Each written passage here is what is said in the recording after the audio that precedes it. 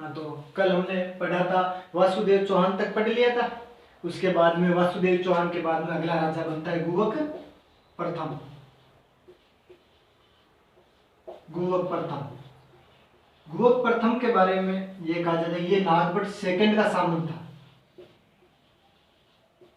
Nagabhata second का सामंत था। Nagabhata second का सामंत। इसने हर्षनाथ जी के मंदिर का निर्माण करवाया। हर्षनाथ जी के मंदिर का निर्माण करवाया। हर्षनाथ जी का मंदिर कहाँ बना है? रेवासा सीकर में। तो इसने हर्षनाथ जी के मंदिर का निर्माण करवाया। इसकी कुछ उपाधियां हैं। एक तो है नागभट्ट सेकंड ने इसे एक उपाधि दी थी वीर की। किसकी? वीर की। और एक हर्षराज। दूसरी उपाधि क्या है? हर्षराज। ये इसकी कुछ उपाधि है। इसने नागभट्ट सेकंड का सामंत था। हर्षनाथ जी के मंदिर का निर्माण करवाया। इसकी उपाधि है वीर और हर्षराज। इसके बाद में अगला राजा बनता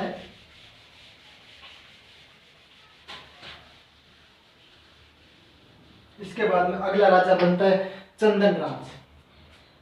अगला राजा कौन बनता है? चंदनराज।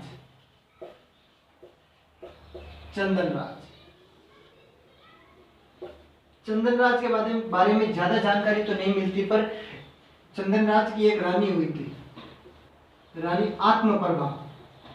क्या नाम था? आत्मप्रभा। ये शिव की बहुत बड़ी भक्त थी। शिव जी की बहुत बड़ी भक्त थी।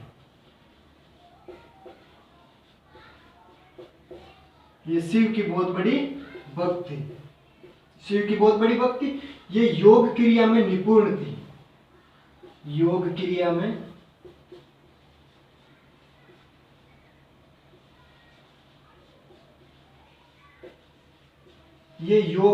निपुण थी। ये पुष्कर झील के किनारे 1000 दीपक जलाकर, रोजाना 1000 दीपक जला करके शिव जी की पूजा करती थी। शिव जी की पूजा करती थी। ये आत्मप्रभा वो शिव जी की बहुत बड़ी भक्त थी। ये योग क्रिया में निपुण भी थी। ये रोजाना पुष्कर झील के किनारे 1000 दीपक जलाकर शिव जी की पूजा किया करती थी। ये शिव भक्त होने के कारण इसका एक दूसरा नाम भी है, वो है रुद्राणी। क्या नाम है? रुद्राणी। भाई इतनी सी ध्यान रखना है। एक अगला राजा हुआ है वाकपति राज।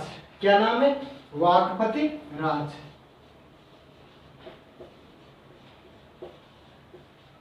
वाकपति राज कहते हैं कि इसने 108 युद्ध जीते थे।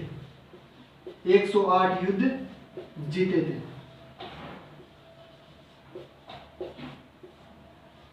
108 युद्ध जीते थे। इसका एक पुत्र हुआ था। जिसका नाम था लक्ष्मण सिंह। क्या नाम था? लक्ष्मण सिंह या लक्ष्मण राज या लखन सिंह। इसने नाडोल के चौहानों की एक अलग ब्रांच बनाई थी नाडोल में। नाडोल में चौहान साम्राज्य की स्थापना की थी। नाडोल में चौहान साम्राज्य की स्थापना की थी। कब की थी? 950 ईस्वी में। नाडोल में चौहान साम्राज्य की स्थापना 950 ईस्वी में की थी। लक्ष्मण सिंह ने, जो वाकपति राज का पुत्र था। ये चीज ध्यान रखना।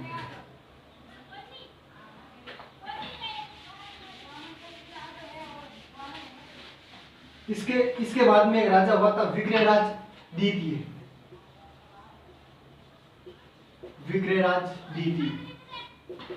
विग्रहराज द्वितीय के बारे में ये जानकारी मिलती कि इसने गुजरात पर विजय प्राप्त कर ली थी।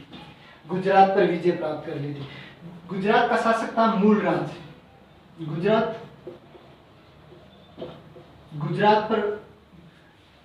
का शासक कौन था? मूलराज।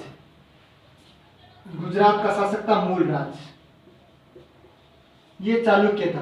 मैंने बताया था चालुक्य वंश चालुक्य था, मूलराज चालुक्य वंश से था। मूलराज चालुक्य को इसने हराया था।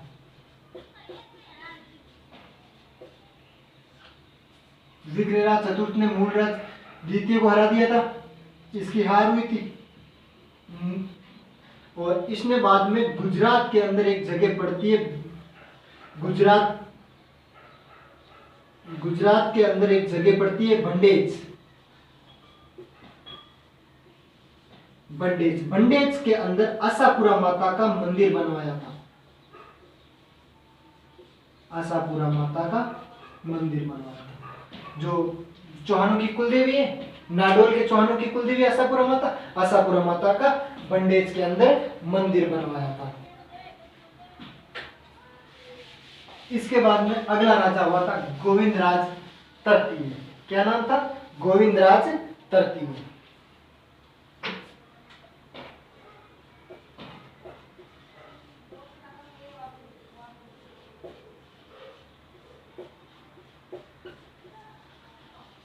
गोविंदराज तृतीय।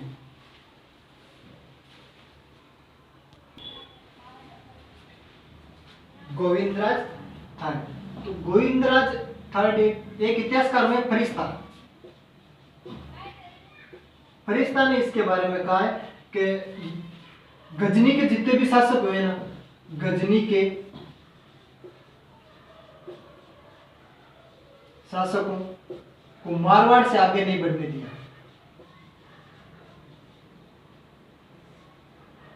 मारवाड़ से आगे नहीं बढ़ने दिया।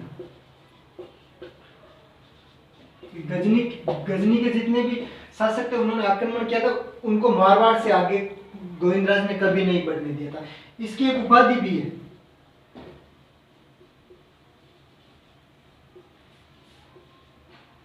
वरीगढ़। ये मिलती है पृथ्वीराज विजय में। पृथ्वीराज विजय के अंदर इसकी एक उपाधि मिलती है, उसका क्या नाम है? वरीगढ़। यह चीज ध्यान रखना। वरीगढ़ का अर्थ क्या होता है? मतलब अर्थ, इसका अर्थ होता है शत्रुओं का संहार करने वाला या नाश करने वाला। तो शत्रुओं का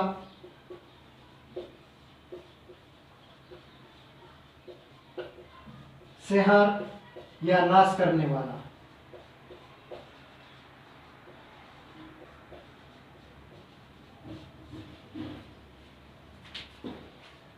इसके बाद में अगला राजा हुआ था पृथ्वीराज प्रथम।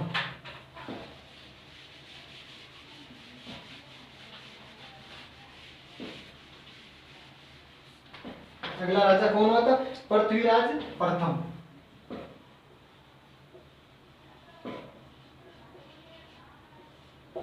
पृथ्वीराज प्रथम इसने 1105 ईस्वी के अंदर 700 चालुक्यों की हत्या की थी। 1105 ईस्वी में 700 चालुक्यों की,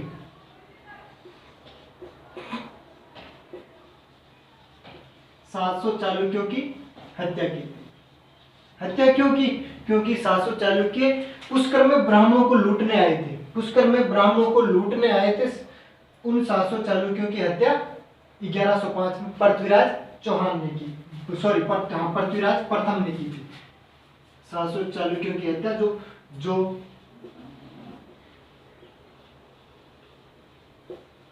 पुष्कर में ब्राह्मणों को लूटने आए।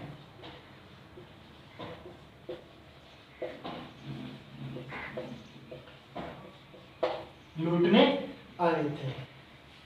ये शिव भक्त था, ये भी ध्यान रखना, ये भी शिव का बहुत बड़ा भक्त था। इसकी एक उपाधि है, इसकी उपाधि का क्या नाम है? तो इसकी उपाधि है परम भट्टारक महाराजा धीराज परमेश्वर। परम भट्टारक महाराजा धीराज, महाराजा धीराज परमेश्वर।